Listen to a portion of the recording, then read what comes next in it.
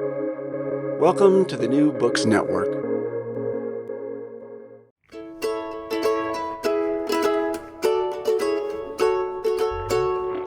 Hello and welcome to Recall This Book, where we invite scholars and writers from different disciplines to make sense of contemporary issues, problems, and events. I'm John Plotz of Brandeis, and as loyal listeners will recall, this podcast is always triangular in nature. So a host, that's me, opens the gate and outrush a pair of scholars offering their perspective on the topic of today. So one way to frame this conversation is to point listeners backwards to our three-part discussion about Indian and Israeli ethno-nationalism, that series that was called Violent Majorities, hosted by two fabulous anthropologists, Ajantha Subramanian and Laurie Allen, who spoke with Balmurli Natarajan and Natasha Roth-Rowland about the rise of both Hindu and Israeli ethno-nationalism.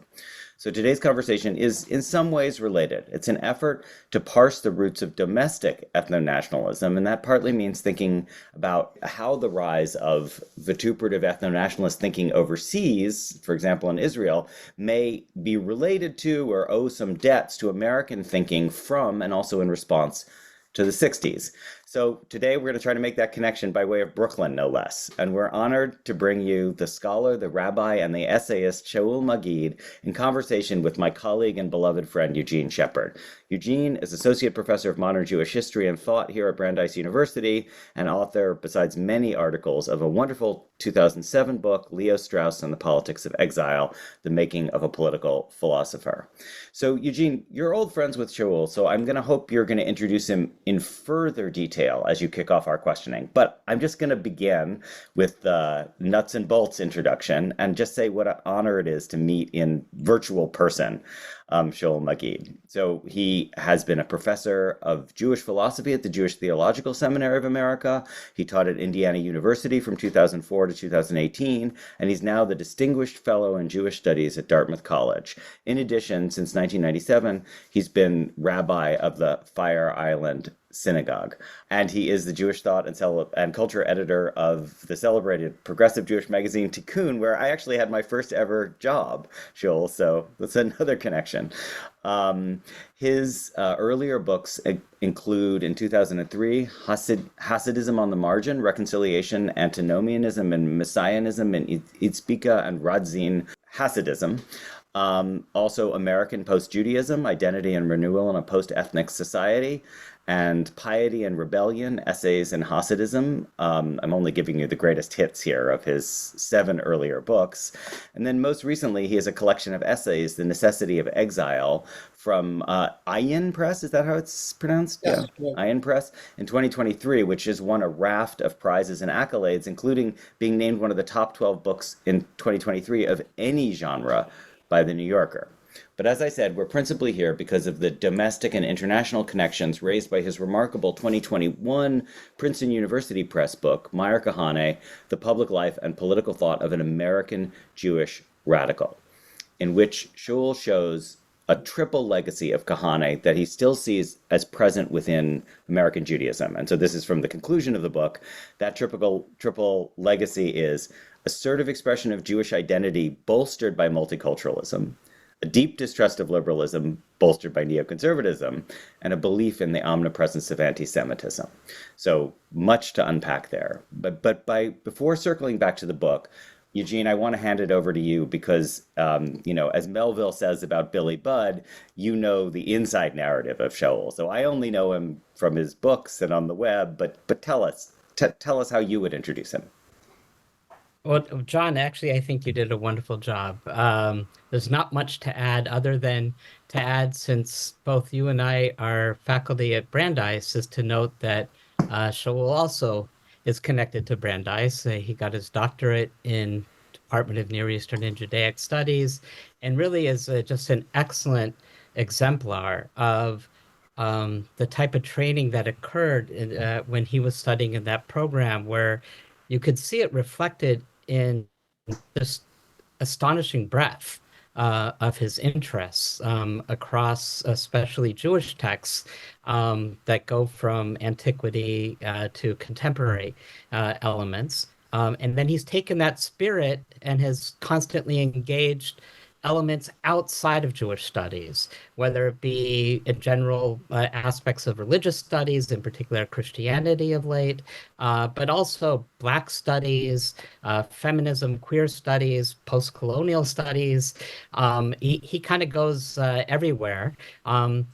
In and you end up getting this really interesting combination of sensitivity to the counterculture, which makes its appearance in the Kahane book, as well as an understanding that counterculture doesn't necessarily mean progressive heroes that are on the left. Counterculture can easily be more unsettling figures to many liberal academics are on the right. And it's these figures that I think, especially the Kahane book, Shaul looks to as someone that people would rather ignore for a long time because he's just too unsettling, too disturbing. He messes up so many narratives that we have about what Judaism is, what American Jews are, what Zionism is, all of these things.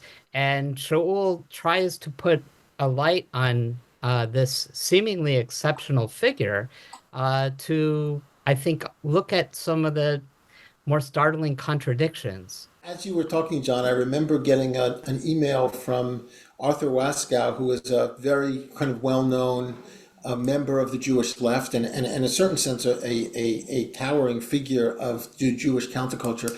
And he said to me, I don't really agree with the title of your book because only people on the left are radicals.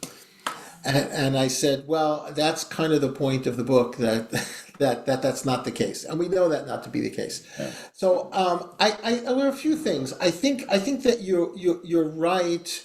This is what I felt when I started going through this kind of material really more systematically, that he understood a couple of things about the American Jewish psyche, and one of them was the continuing trauma of the Holocaust and the way in which that was, had come into more mainstream American Jewish consciousness through the Eichmann trial. In a certain sense, one could make the argument that the Holocaust as such, as an American phenomenon, really begins with the Eichmann trial. Interestingly, given his career, he's born in America, in Brooklyn, in the 1930s. His family were not Holocaust survivors. In fact, he has no family that we know of, any close family that were victims of the Holocaust. And yet he grows up in a world full of Holocaust survivors. I mean, Brooklyn in post-war America was, as my friend said, it was a strange thing, but when he went to school, he was living in a classroom where nobody had grandparents, right? Mm-hmm. So he's living in that world of, or a medical history, right? So he's living in the world of Holocaust survivors, yet he's not one of them. That's number one.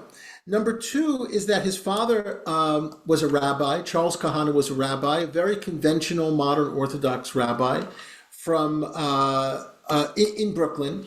And the basic radicalization of Kahane as a thinker really comes from a family history of relatives from his father's family who were killed in the 1928 riots in Safed in northern Israel. That was like a very big part of the Kahane family lore.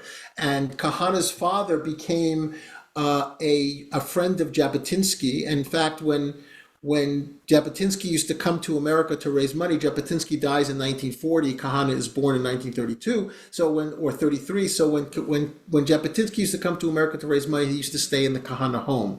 And Kahane has childhood memories of Jabotinsky, who becomes a kind of heroic figure for him. Jabotinsky, of course, is the founder of the Revision Zionist movement.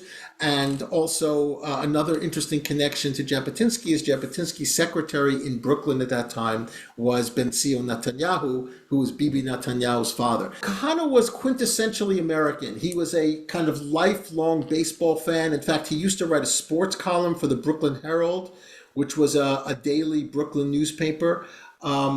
And there was something that was so American about him. I always felt like he was more American than I was. He believed in the American dream.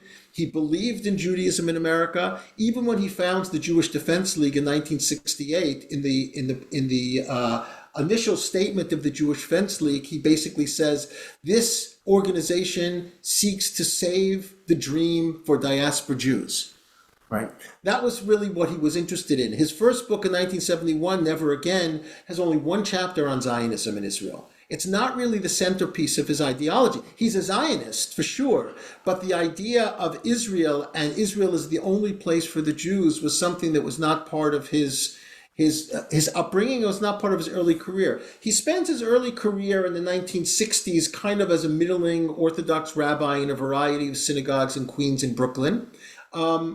And a sports writer for a newspaper, and he becomes radicalized really with the race wars and culture wars of the late 1960s.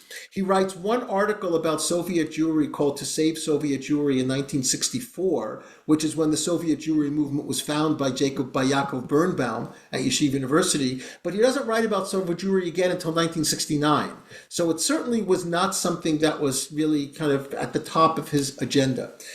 With the race wars and the culture wars of 1967, 1968, and especially the Brooklyn Ocean Hill school strike that really brought the New York City school system to a complete halt, and the anti-Semitism that emerged through a lot of people within the PTA of that neighborhood, which was mostly Black and Hispanic, and 70% of the school were 70% of the teachers were white, and of those 70% of the teachers that were white, a large percentage of them were Jews. Now, why Jews became public school teachers is a whole different story that has to do with City College and post-war American Jewish education. But that was the reality. And this kind of, in May 1968, he founds the Jewish Defense League as a kind of, as an organization that's committed to protect the elderly Jews who were left in neighborhoods in Brooklyn that were called then frontier neighborhoods. Yeah.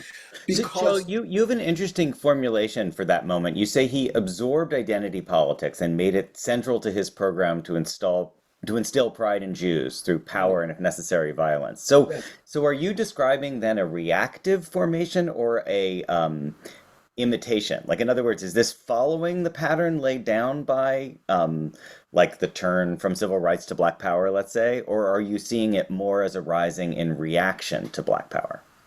I think it's a reaction to two things. There is an organization that was founded in 1966 in Chabad in Crown Heights called the Maccabees. And the Maccabees were very similar to the Jewish Defense League in that they used to have civil patrols around Crown Heights and Bedford-Stuyvesant, basically protecting their community who was living there.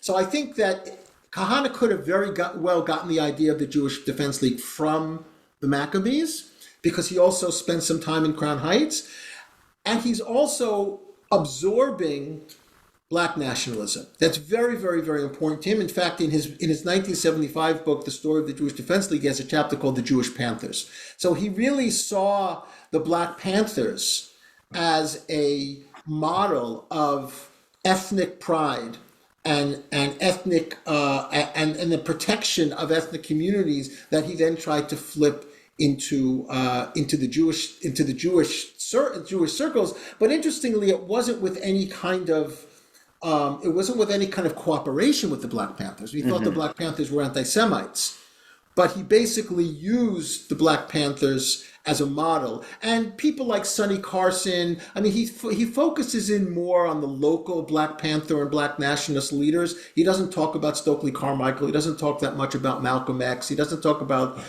Malcolm X is before the Black Panthers because he's killed in 65. He doesn't talk about some of the major figures like Freddie Hampton. He talks about the local figures. And those were the people who were engaged in this kind of Black nationalist agenda in Brooklyn College. There's this great anecdote that in Brooklyn College, these Black Panthers are giving a kind of it's like in an auditorium. They're having a panel or some kind of a talk, and the JDL breaks in, and instead of attacking the Black Panthers, what they end up doing is beating up the Jewish students who came to the Black Panther talk. Black Panthers watching the JDL beating up the Jewish liberals, right? Is that connected to you say something really wonderful at the end of the book? Well, wonderful, but sort of depressing. You say that Kahane said, "I don't hate I don't hate Arabs, I love Jews, but you say in a macabre way he kind of hated both. Is that Yeah, what you're talking about? Like yeah, that hostility within the ranks of. right. And I have to say, I stole half of that line from Yossi Klein Halevi from his book, Memoir of a Jewish Radical, where he says something very similar about Kahane, right? Yeah. There's something like has never been somebody who loved Jews and hated Jews at the same time. Yeah. And I think that's true because I think one of the interesting things to note, and this really translates into the Israeli reality, is that for Kahane, the greatest enemy of the Jews was not the black nationalists. The greatest enemy of the Jews was not the Arabs. The greatest enemy of the Jews was liberalism, Yeah. right? And liberalism is that which will destroy and undermine the possibility of Jewish survival. And so that's really he was getting at. He was getting at basically saying American Jewry was corrupt because it had absorbed liberalism. And Israeli Jewry was corrupt because it was liberal.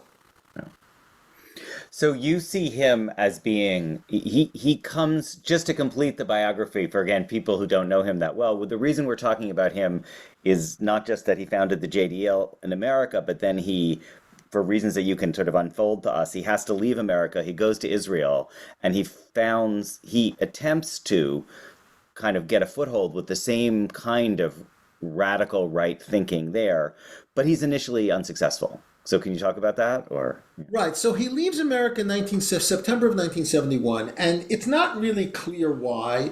The reason he had just been weeks before he had just received a suspended sentence for arms smuggling across state lines, and the likelihood is that Kahane realized that he was going to be indicted by the FBI.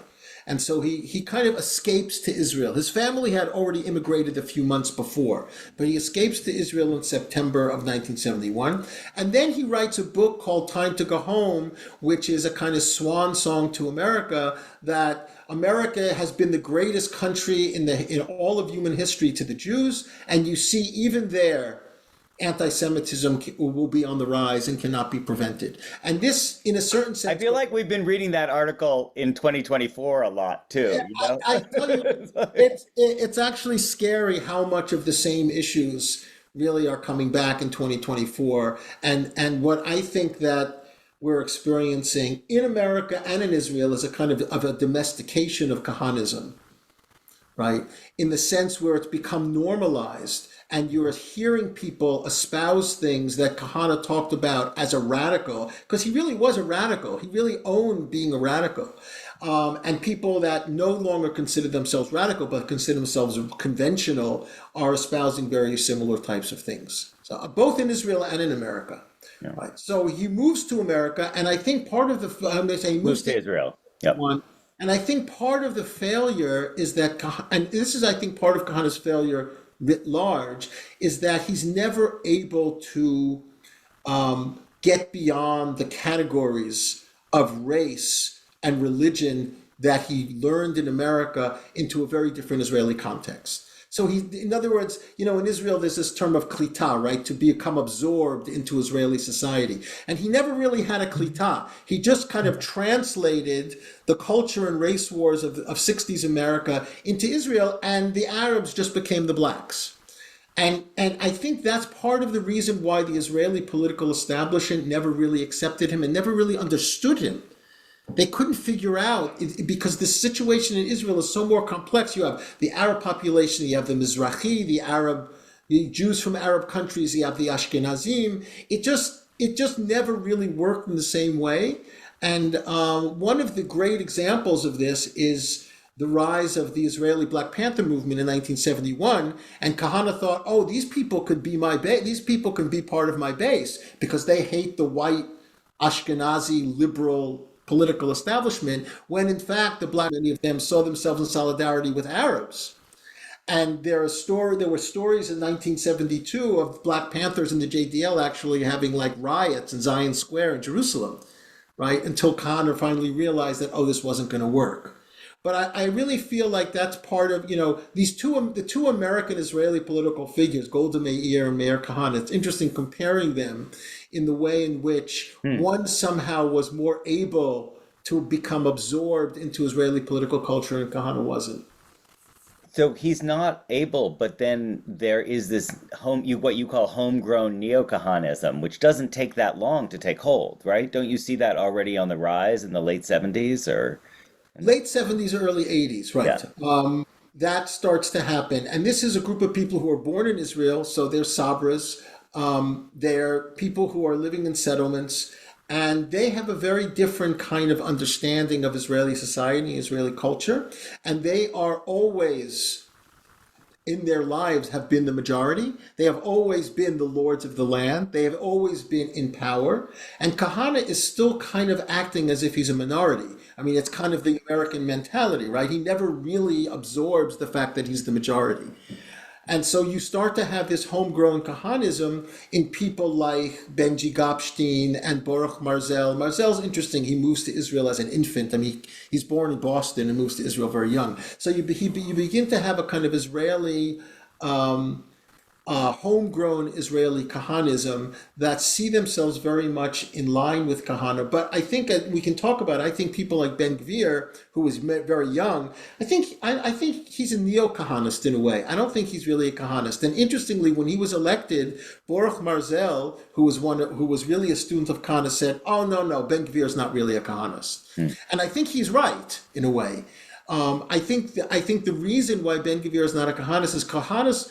I think to understand Kahane, and this is why I was so interested in him, and this is also I think why Eugene is interested in him, is that Kahane was a revolutionary.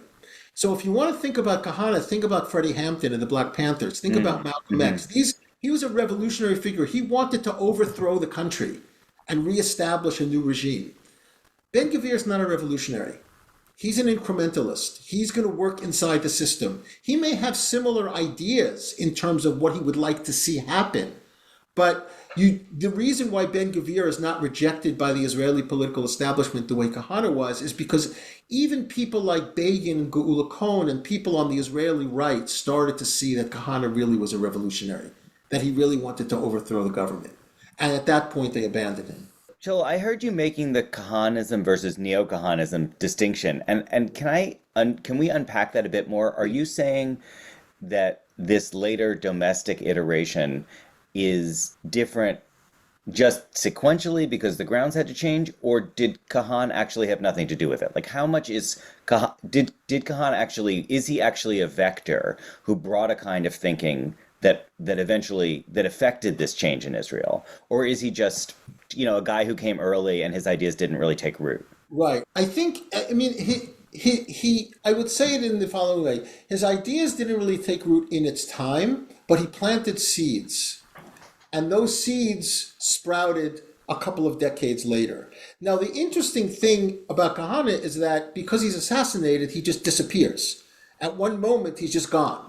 Right. And I think a lot of Israelis and American Jews felt like, oh, thank God this person is gone. I mean, even though his funeral was the largest funeral in the history of the country. I mean, it's actually fascinating if you think about it. Probably not anymore. Rabin's funeral was probably larger. But up until when Kahane was killed, his funeral, the funeral of a person who was removed from the Knesset because of a racism law, had the largest funeral of any individual in the history of the country. I mean, if you just think about what that actually means in terms of planting seeds, in terms of popular support, I think in a certain way, Kahane planted the seeds. It wasn't exactly the right time. There was still a very strong labor contingent in the government. There was still a very strong kibbutz movement. There was still a very strong socialist ethos. There was still a very strong belief that somehow the Arab problem could be solved. It wasn't clear how, but somehow it could be solved. And I think that once you have the collapse of Oslo and the beginning of the Second Intifada, even maybe the First Intifada, and people started to say, well, this is actually not happening. I think that Kahane is kind of waiting in the wings. And if we go back to emotions and desire, the claims to Jewish supremacy are much more naked now. Right. That he was ahead of his time, And then it's clear, you make it clear in the book, you're very careful about this, that he did not see himself as a racist. He accused secular Zionists as being, whether they be on the right or the left, but especially the ones on the right, as being racist because, well, I'll let you Yeah. fill in why he didn't see himself as a racist, but also a little bit about this vision of Jewish. You didn't use the term Jewish supremacy in the book, I don't think, but it does seem to capture this sense that, okay, this is our land. And if Arabs can accept Jewish supremacy and live under those terms, that's fine. Otherwise, they've got to get out. Right. I think that I didn't use the term Jewish supremacy, but I think I certainly think it applies. I think the racist claim was really Kahane's way of trying to undermine secular Zionism. So in his 1986 book, Uncomfortable Questions for Comfortable Jews, which is his response to the racism law and to being ousted by the Knesset, he basically says to Abba Ibn, or Yossi Sarid, who was a very kind of well-known leftist person at the time, you're a racist because you don't believe God gave the land to the Jews, and therefore what right do you have to be here? There's another snippet, and I haven't been able to find it, but I saw it written somewhere of a debate that he had with Alan Dershowitz. I think he had a debate with Alan Dershowitz at Harvard University in 1985, if I'm not mistaken, at Sanders Theater. And one of the things that was said was, he says to him, and this is a great exemplar of Kahane's cleverness. He says to him, Professor Dershowitz, you have a daughter, right? He says, yes. He said, would you be happy if your daughter married a non-Jew? And Dershowitz says, yeah, I would be unhappy if my daughter married a non-Jew. And he says, is it because of halakha? And Dershowitz says, no. And then Kahane says, Professor Dershowitz, you're a racist. Right? And so it's the way he's able to kind of use those categories to say that I'm not a racist because I believe that God gave me the land. So it's not coming from any particular kind of animus towards one race or another. This is the divine mandate. See, this is one of the reasons why I particularly as a leftist was attracted to Kahane, because he really does have a very kind of intuitive way of pointing to the hypocrisy of liberalism.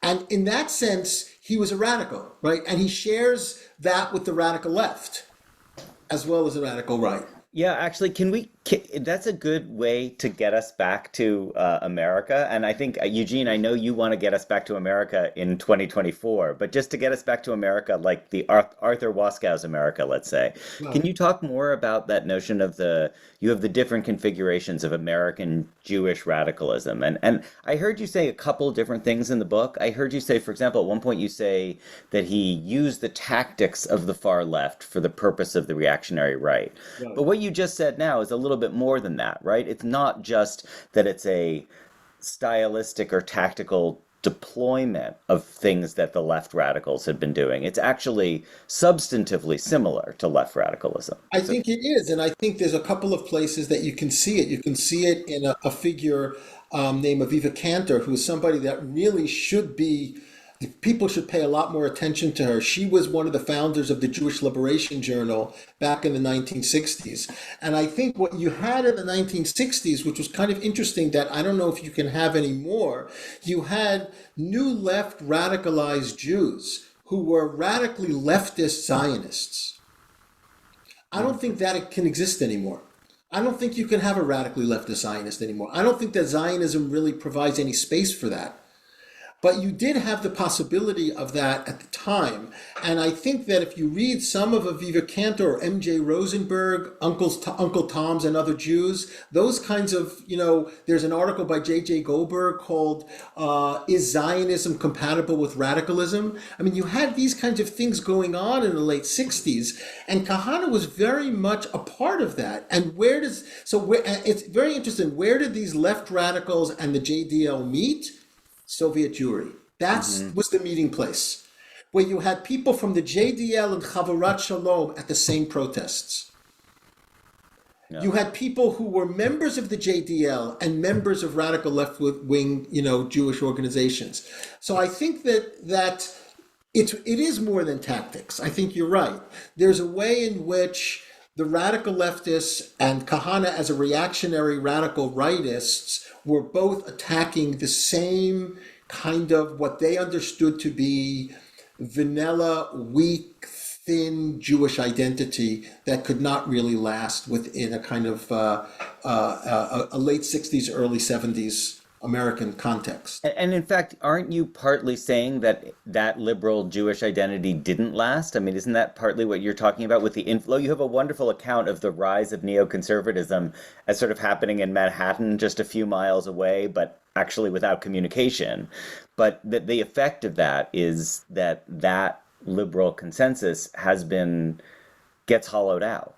Right. So you have the New York intellectuals, was that group, crowd. And Kahane mentions reading Commentary Magazine. He actually mentions submitting a couple of essays to Commentary Magazine. Interesting, yeah. None of which were accepted. Yeah. Right. So he knew what was going on with Podhoretz and all of those people. They didn't have any interest in him. And one of the reasons they didn't have any interest in him was not only because he was a militant radical, but because of religion.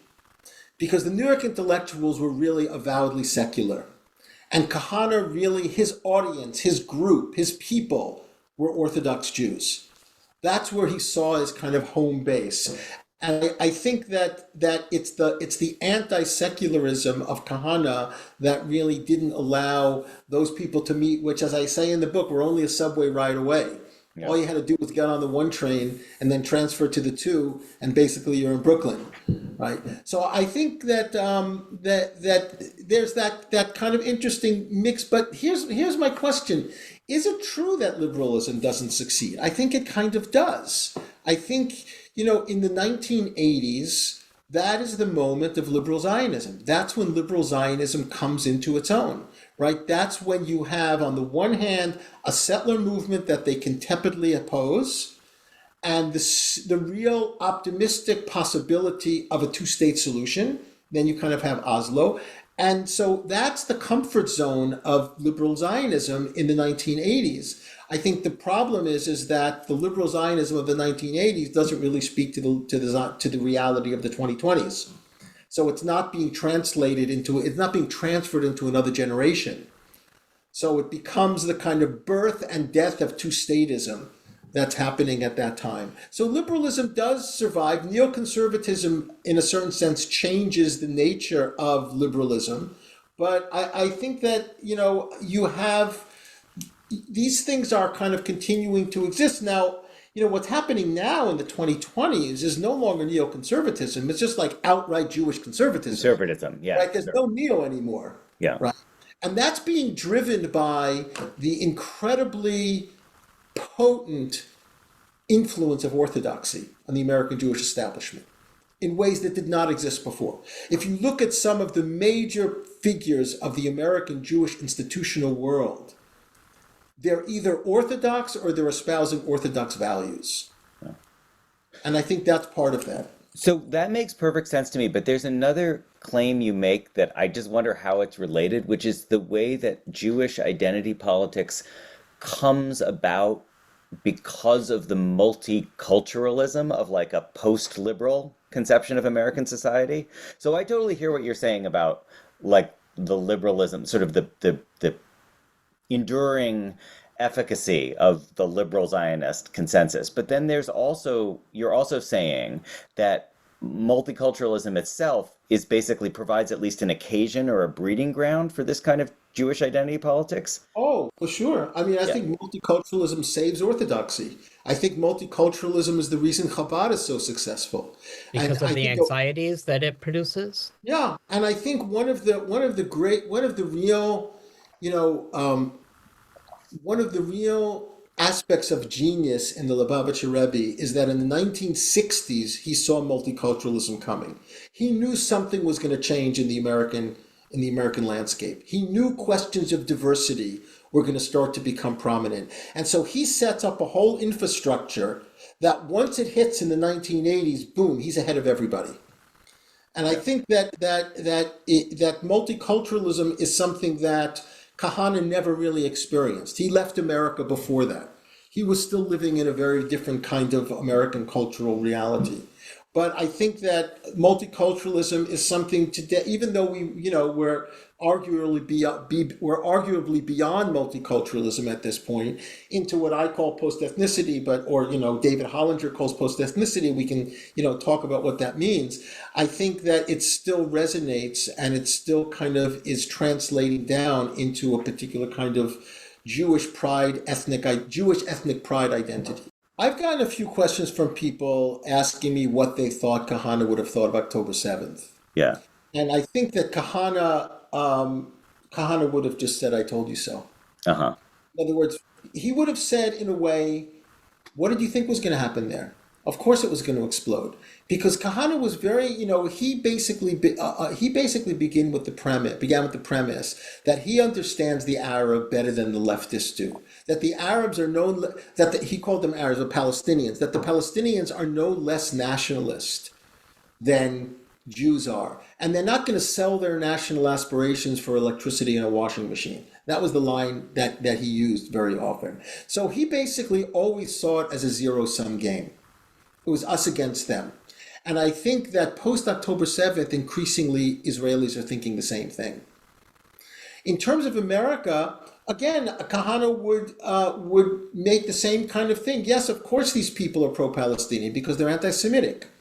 And you see that the way in which so many people who are liberals or define themselves as liberals are making those same kinds of comments, flattening out the protest movement as if it's all anti-Semitism, right? That there's nothing wrong with there's no justification for fighting against a war where that 17,000 children were killed. No, it's just all anti-Semitism. Because if you begin with the assumption, and this is a deeply embedded American assumption of what Hannah Arendt critically called eternal anti-Semitism, if you begin with the assumption that basically people, Gentiles are anti-Semitic, and the question is, do they have the power to exercise it or not? And Kahane's, that was his basic assumption. Then of course they're going to be anti-Semitic. Why would you be surprised? And are you surprised by how polarized this has become, how rapidly it's turned into this question of is protest against Israel anti-Semitic or not? I'm sort of shocked by how fast the battle lines have formed on campuses all over the country. I'm not shocked for the following reason, because it was already before October 7th that Jonathan Greenblatt of the ADL said that anti-Zionism is anti-Semitism. Uh-huh. And the IHRA resolution. Right, the IHRA resolution, right, and that became a kind of signpost to what's happening now. Because once you basically accept that as a normative claim, then everything follows from that. I mean, I think it's a completely egregious normative claim. It's a completely egregious claim to make. But once you accept that, that's where we are at this point, right? Because there's no way not only is there no nuance, but there's no way to negotiate the difference between a national state project and a people, which in a certain sense, this is, as we all know, and Eugene knows better than me, right, the relationship between Zionism and anti-Semitism has always been very vexed, right? And, after an anti-Semitic incident, Herzl writes in his diary, "Oh, I could use this with the Sultan," right? And the way in which, in a certain sense, Zionism was presented by Herzl as saying, look, to the anti-Semites, it's a win-win. You want the Jews out of Europe, I can take them off your hands. So there's always been a very complicated relationship between anti-Semitism and Zionism. And when the one would say, anti-Semitic people would say, "Oh, you Jews, you're complicit in what happens in Israel," and then you have the 2018 nation-state law that says that Israel is the state of the Jewish people, you're basically kind of talking the same language. Right, so each side is kind of playing off the other in a very tragic way, I think. Yeah, So go ahead, John. Yeah. Is this a death knell for diasporist thinking, or is it just a round to the Zionists, to the Zionist side? Well, here's the thing that I find so interesting about our moment is that the Jewish I think the Jewish group or the Jewish sector that has benefited the most from this war is the radical left. Jewish Voice for Peace has grown exponentially. Jewish Currents exploded in membership, right? People now, students of mine, calling themselves anti-Zionists, whereas they never would have done that a year ago or 2 years ago. So in a certain sense, it's kind of like taking the snow globe and just shaking it, right? And everything is like moving in different directions. And the Jewish left has found a new diasporic cause. The Jewish right is just basically arguing that, oh, you see, it's anti-Semitism all the way down. And therefore, we don't have to think about the fact that we're killing children and pregnant women because there's anti-Semitic protests on campuses. In some way, for the liberal Zionists, the protests are a great deflection. They don't have to actually defend the war anymore because now they can just protest the protests, right?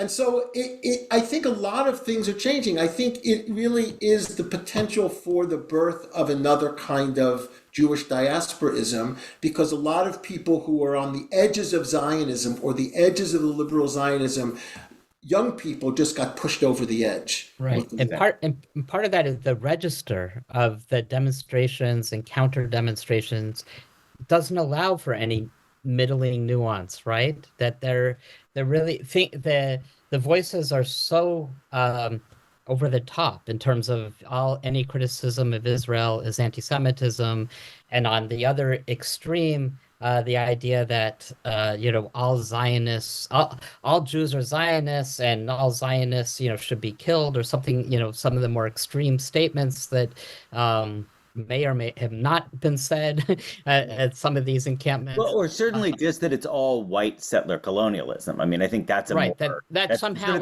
justifies been said, right. It justifies acts of resistance regardless of October 7th can be normalized that way.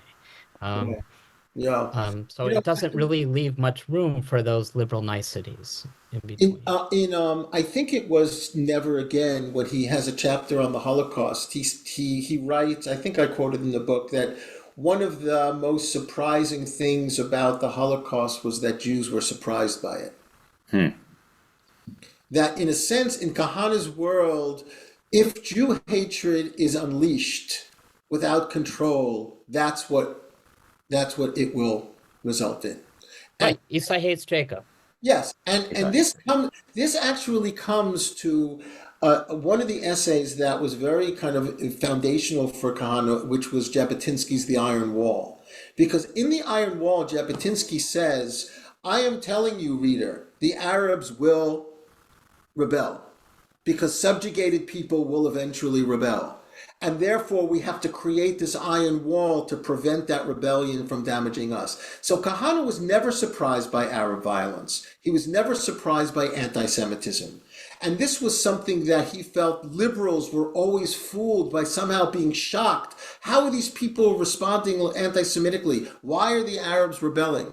And I think that in some way that has become more of a normative position where people are less surprised at the anti-Semitism because they feel like it's kind of Esau hates Jacob. It's kind of embedded into a Gentile life, which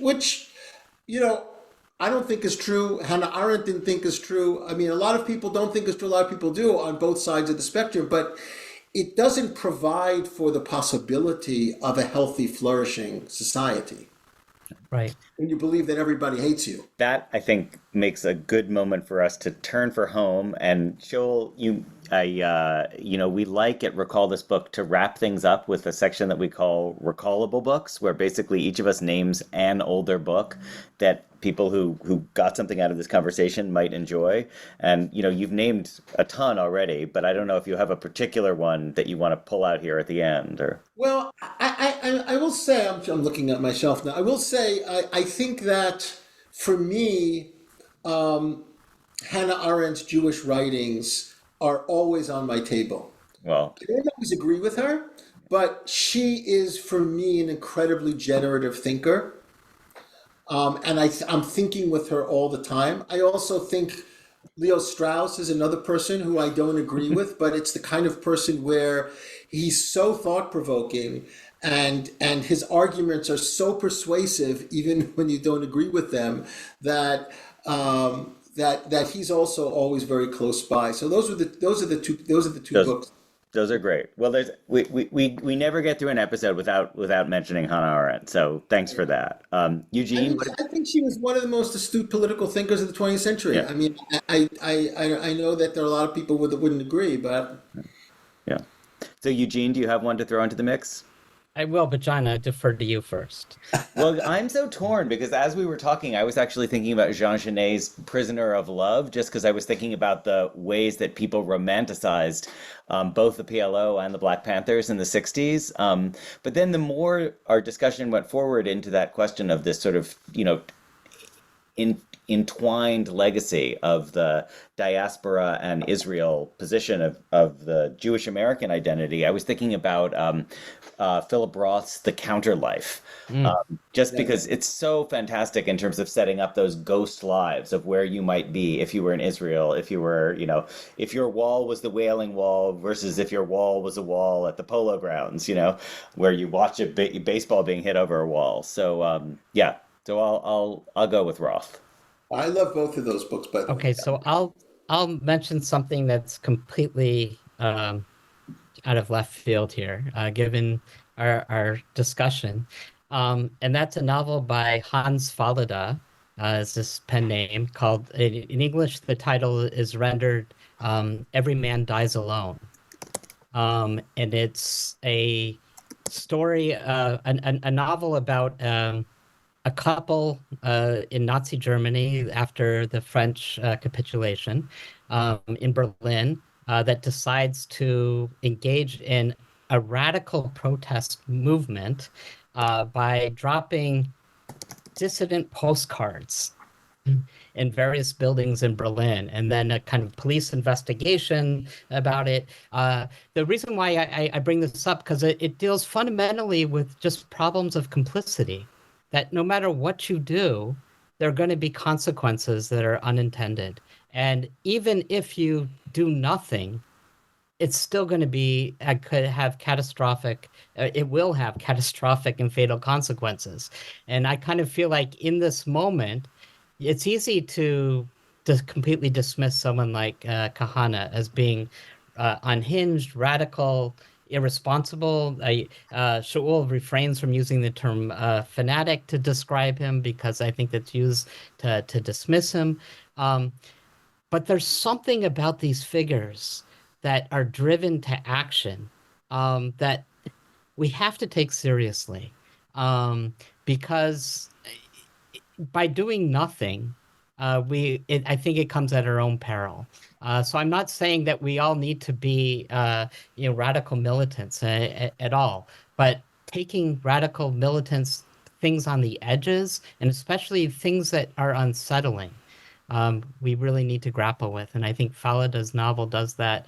He just never lets us off the hook. Great. That sounds great. I haven't read it, but I'd love to. So, Eugene, Shaul, this conversation has been a true pleasure and an education for me, so thank you. And I want to extend the same thanks to those of you listening at home.